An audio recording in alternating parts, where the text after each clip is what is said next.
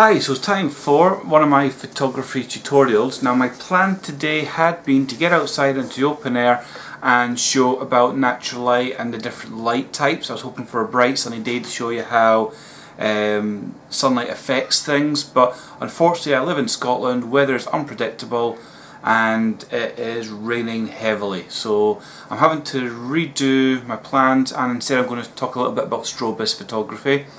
And specifically I'm going to look at how to use flashes without triggers. Now you can go out and buy triggers, you buy triggers very cheaply, but there is a way of doing it if you don't want to go to that cost and you have a speed light.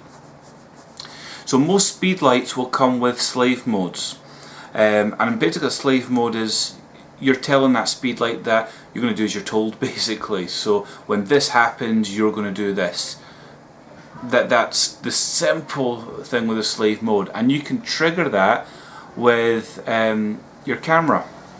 So I'm lucky, the speed lights I use is one of these, the 565EX. It's from Yongnuo. I own 4 of these, and at £100 a pop they're a lot cheaper than name brands, and they do a spectacular job. So this comes with a slave mode. The slave mode will vary speed light to speed light, and that's going to obviously affect how you set it up. I don't have all the speed lights, so you just need to get your manual out and look at how you put it into slave and practice. So I can use this. I got this specifically because my camera is the D7000 from Nikon. It comes with a built-in commander. This works with the commanders, so I don't need triggers or anything else. But what if I was stuck and I really needed a trigger to, some means, because I didn't have that built-in commander, which my older cameras didn't have. So we'll run through that just now, and I will show you how to set it up on your camera. So very quickly I'm going to show you the setup for how to get your camera ready for working with slave modes on your speed lights. So with this, let's just go into the menu mode. You're going to be utilizing the flash to trigger it. Now you don't want to have your flash on full power or anything like that, or on TTL mode, because what's going to happen is it's going to spill light into your image. You want to rely on the speed lights for lighting up your image. So we want to go into bracketing and flash menu,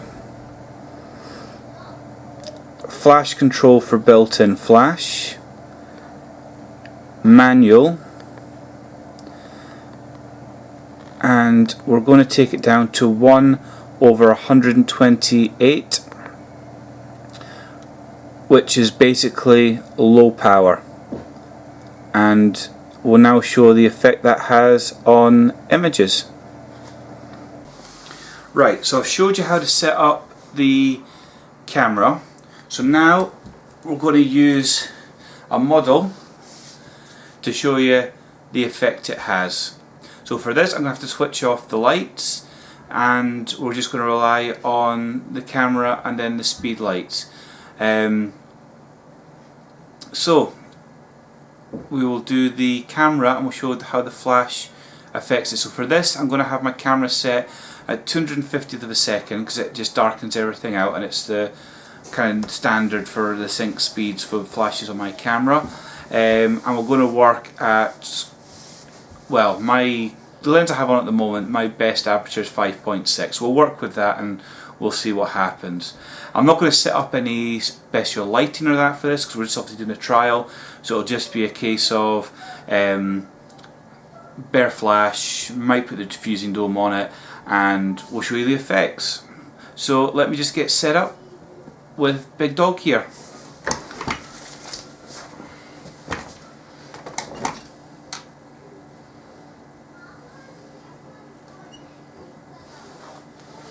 You can hardly see his face. Right.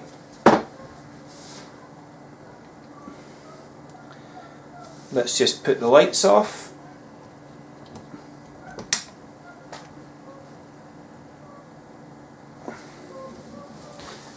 And and we'll move it out the way, and I'll just take the photos from the side of the camera. So, as I said, I've got my settings at 250th of a second, and I've got 5.6, and my ISO is 200. So I'm just going to come down, take my lens cap off, and take a photo of Big Dog. And this will show you the image without using flash, and with using the flash on low power, and you'll see that there isn't a lot of spill light on there at all. So what we're going to do now is grab my speed light. Now I've already got this set on slave mode.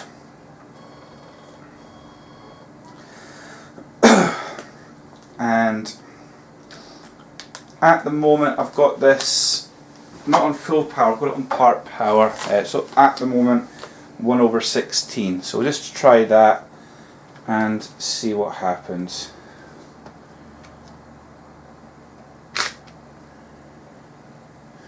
Oof, that's a lot of flash even at that power. I'm just going to drop it down to half power for a second. That's better. It's not going to be the high quality lighting that I would expect if you're doing a portrait, but it is just to kind of show the results that it has. So from there we'll get rid of Big Dog and we'll put the lights back on.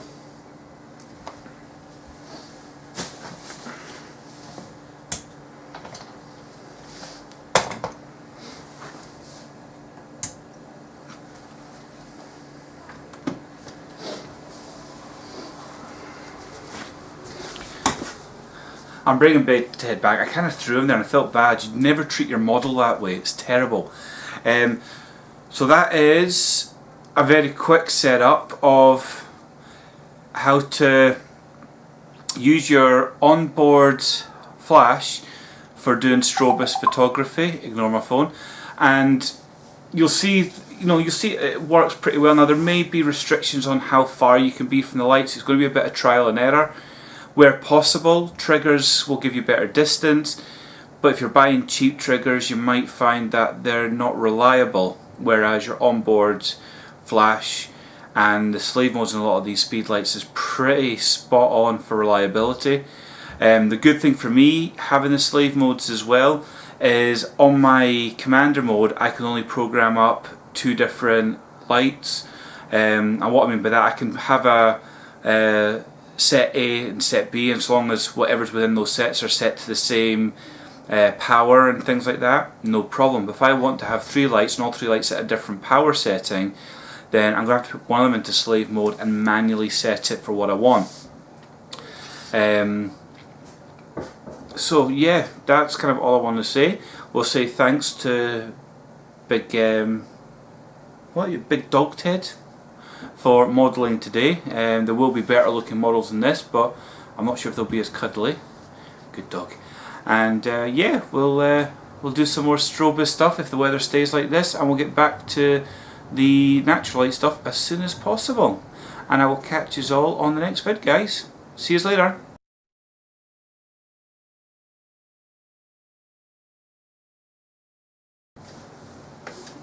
Bye, Ted.